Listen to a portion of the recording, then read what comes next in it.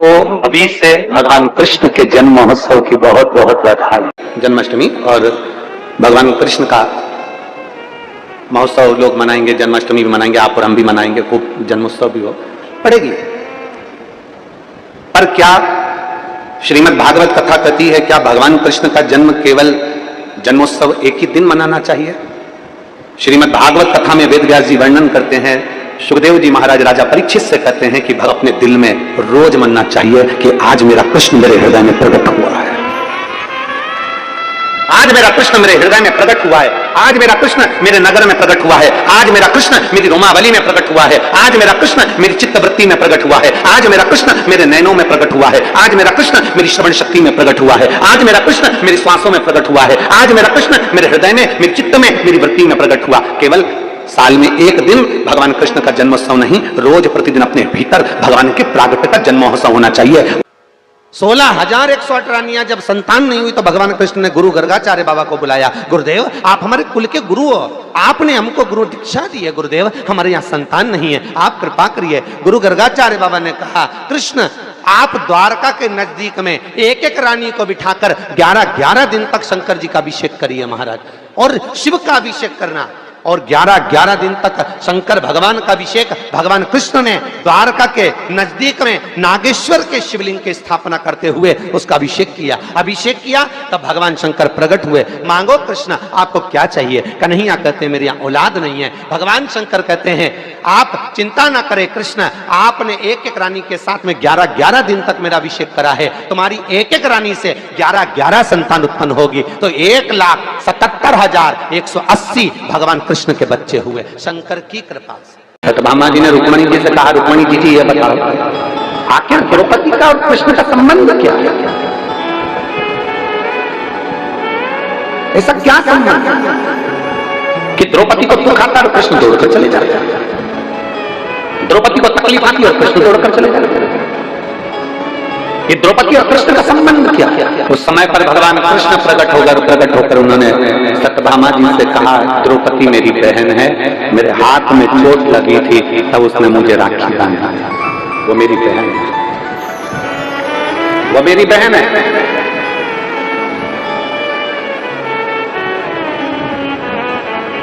कृष्ण चले गए, फिर सत्यभामा बहुत प्रश्न करे, सत्यभामा जी ने फिर प्रश्न करा, रुक्मणी जी ये द्रौपदी को थोड़ी सी अकल नहीं है क्या?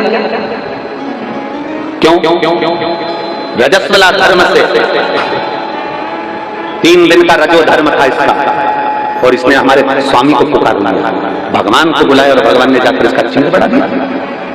रजो धर्म में तो स्त्री मंदिर नहीं जाती, सामान नहीं छूती, और इसने भगवान को पुकार लिया और भगवान जाकर उसका चिन्ह बढ़ा दिया। समझ में नहीं आया मुझे, तो ये खेल समझ में नहीं आया, मुझे ये खेल समझ में नहीं आया। भगवान कृष्ण फिर प्रकट हुए और भगवान कृष्ण ने कहा, सुनो सत्यभामा, शुद्ध हो अशुद्ध हो,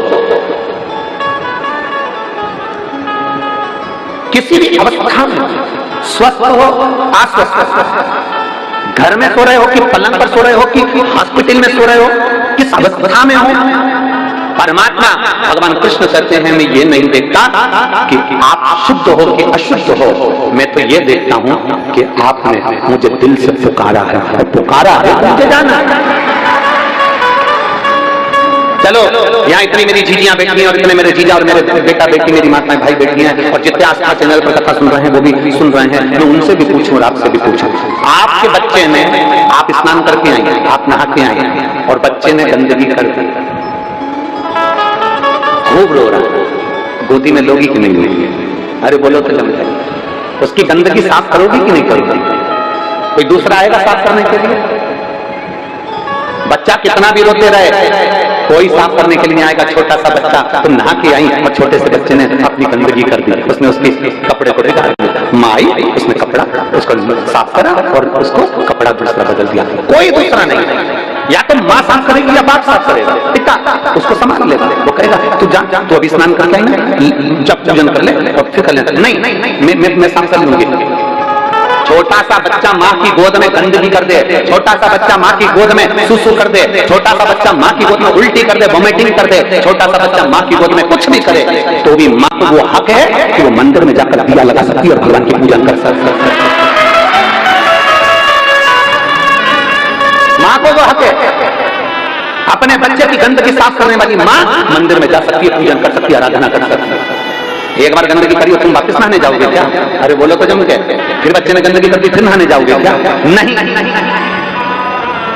बच्चा गंदा हो गया तो माता पिता ने उसके कपड़े साफ करे, माता पिता ने उसको संभाल लिया। उसी तरह भगवान कृष्ण कहते हैं, अगर संसार का मनुष्य किसी भी अवस्था में, अच्छी बुरी किसी भी अवस्था में मुझे पुकारता है, तो भगवान कहते हैं मैं जगत का बाप हूं, मेरा नाम जगन्नाथ है, मुझे जाना पड़ता है।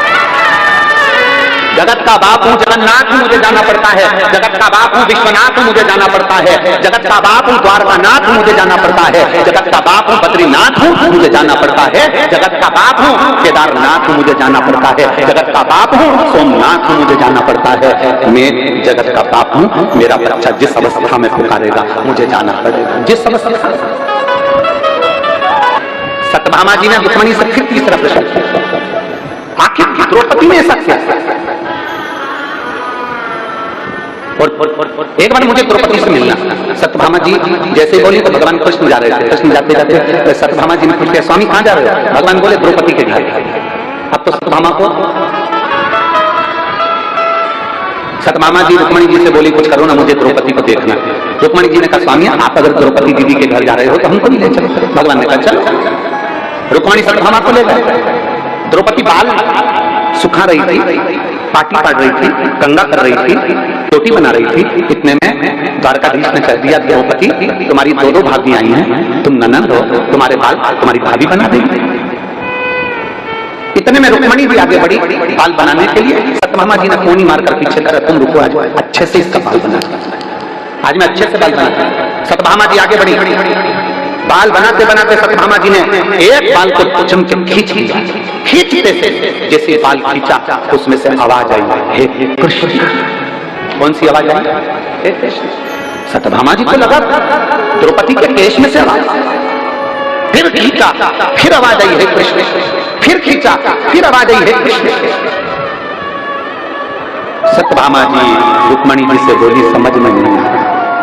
सत्यभामा जी बोली रुक्मिणी जी से समझ में नहीं आ रहा, मैं बाल खींचती हूँ और उसमें से हे कृष्ण आवाज आती है। तब भगवान कृष्ण प्रकट होकर बोले सुनो सत्यभामा, पूरी पृथ्वी पर कोई संत, कोई साधु, कोई महात्मा, कोई योगी, कोई सन्यासी, कोई तपस्वी इस संसार में जन्म नहीं लिया जिसने एक दिन में 3.5 करोड़ बार मेरा नाम लिया हो। केवल एक द्रौपदी है जो 3.5 करोड़ बार मेरा नाम लिया। मनुष्य के शरीर पर 3.5 करोड़ रोम छिद्र हैं। एक एक शरीर का एक एक रोम गिना जाए तो 3.5 करोड़ रोम छिद्र इस मानव के शरीर पर हैं। ये 3.5 करोड़ रोम छिद्र मनुष्य को केवल एक दिन में 3.5 करोड़ बार मेरा नाम लेने के लिए दिया है। पर मनुष्य खाने में, भोग में, विलास में इतना डूबा रहता है कि वो 3.5 करोड़ बार मेरा नाम नहीं ले पाता। केवल संसार में एक द्रौपदी ऐसी है जो एक दिन में 3.5 करोड़ बार मेरा नाम लेती है, इसलिए मैं तोड़कर इसके पास आता। केवल एक द्रौपदी है जो 3.5 करोड़ बार मेरा नाम लेती है। सत्यभामा जी हाथ जोड़कर खड़ी हो गई, हम भी आपका 3.5 करोड़ बार नाम नहीं ले पाते, हमारे लिए कोई आज्ञा करो कि हमको 3.5 करोड़ बार नाम का फल प्राप्त हो जाए, ऐसे कुछ कृपा कर दो। भगवान कृष्ण ने कहा द्रौपदी सत्यभामा उसका केवल एक साधन है। शंकर भगवान माता सती को कुंभज ऋषि की कथा सुनाने ले गए थे। मेरे भोले बाबा अमरनाथ की गुफा में पार्वती को कथा सुनाने ले गए। अगर 3.5 करोड़ बार मंत्र का, जाप का, नाम का फल पाना है तो किसी शिव महापुराण की पंडाल में जाकर बैठ जाओ, जितने भक्त नाम लेंगे उसका सारा पुण्य आप और हमको प्राप्त होगा।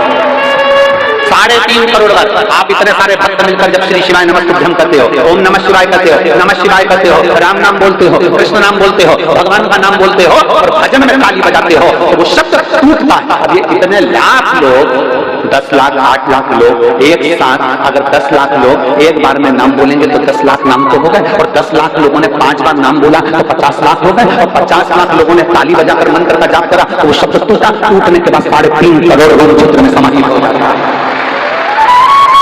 3.5 करोड़ रोम छिद्र में समाहित होता है। लोग पूछते हैं कि शिव महापुराण की कथा में जाने से हमारा काम क्यों हो जाता है? शंकर जी की कथा में पहुंचे हमारी बीमारी कम हो गई, शंकर जी की कथा में पहुंचे हमारे घुटने सही हो गए, शंकर जी की कथा में पहुंचे हमारी पीठ सही हो गई, शंकर जी की कथा में पहुंचे हमारी बहू को बेटा हो गया, शंकर जी की कथा में पहुंचे तो हमारी बीमारियां ठीक हो गई। उसका कारण क्या होता है? उसका केवल एक कारण है कि शंकर की कथा में ये 3.5 करोड़ रोम छिद्र का शरीर भगवान के मंत्र जाप में डूबता है। जैसे तालाब में नहाओगे तो पूरे कपड़े भी गीले होंगे और शरीर भी गीला होगा, बाल भी गीले होंगे, उसी तरह शिव महापुराण की कथा में जाओगे तो ये पूरा शरीर भगवान की भक्ति में गीला हो जाता है और हमारा दुख समाप्त होता है।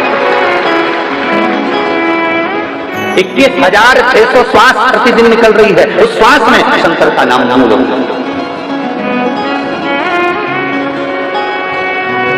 ये जितनी माताएं आई ना, आपने से लिख के रख लेना, कई माताओं के पत्र अमलेश्वर महादेव, अमलेश्वर की कथा में हम खुद पढ़कर सुनाएंगे कि आपके पत्र क्या आपके पत्र है। अगर दिल से कथा सुनिए और विश्वास के साथ सुनिए, भरोसा कर सुनिए कि मुझे मेरे बाबा से मतलब है, मेरा बाबा मेरा काम करेगा, मतलब भरोसा पक्का है, मेरा भरोसा टूटने वाला नहीं है। शास्त्र कहता है अरबों खरबों राधा जी की सुंदरता को इकट्ठा करो और उसकी सुंदरता का चूरा बना के पुतला बना दो।